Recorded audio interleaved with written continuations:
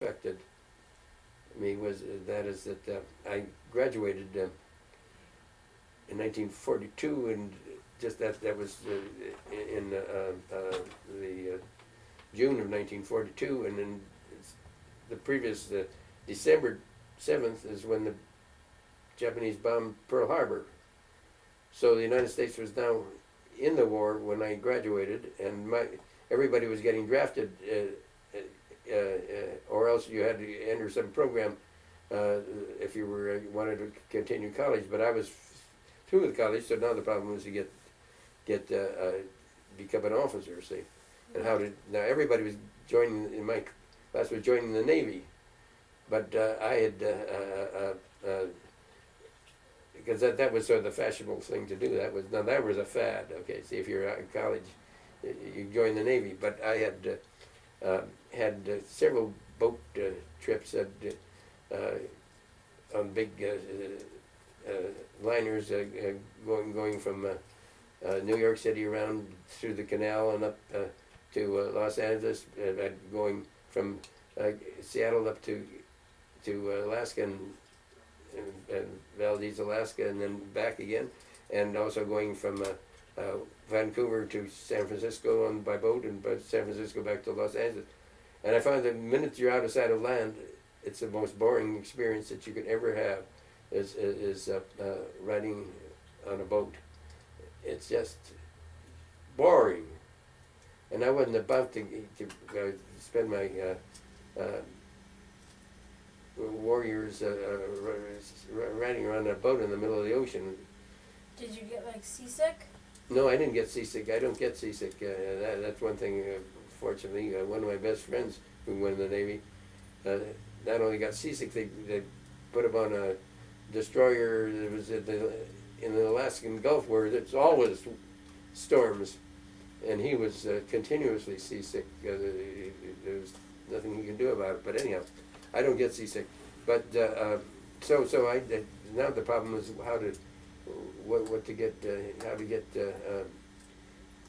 become an officer and not be in the Navy and not be in the Army, because the last thing you want to do is get in the Army or the Marines. The last thing anybody's got any sense to get in the Marines, because you're sent right out to get shot.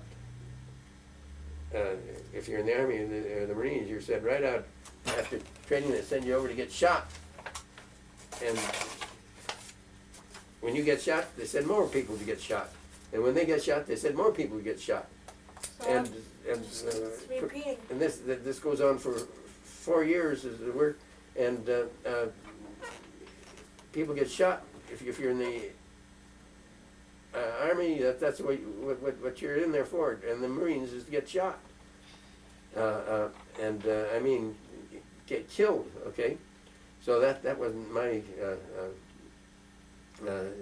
intention. I didn't want to get killed, so I joined the Air Force to become a ground engineering officer for airplanes. Okay.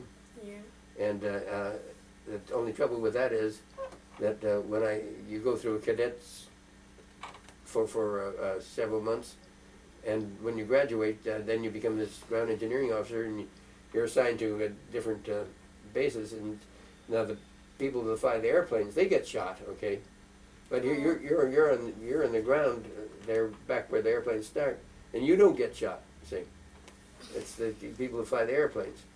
So I came to graduate from this engineering school there, and to learn about. I had to graduate as an engineer in Stafford, but this is for airplane engineering there.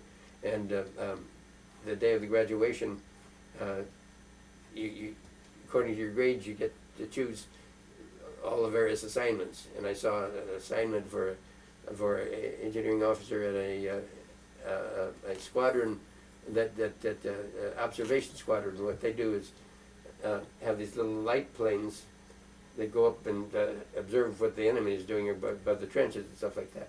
But the ground engineering officer stays back in the base, see? And so I saw myself driving. I'd have a Jeep, and I'd have to drive around French countryside looking for spare parts for from airplanes that had crashed and stuff like that, so I could keep up my planes going, see. And I thought that this would be great, the famous wine country of France, you know, I'd be driving around, and also I'd be close to the fighting but not being shot at.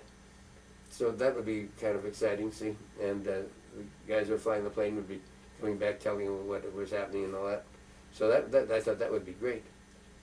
So that's what I decided to get into. The only trouble was that before I could choose that, along came an officer while we were waiting to go in to make our choices.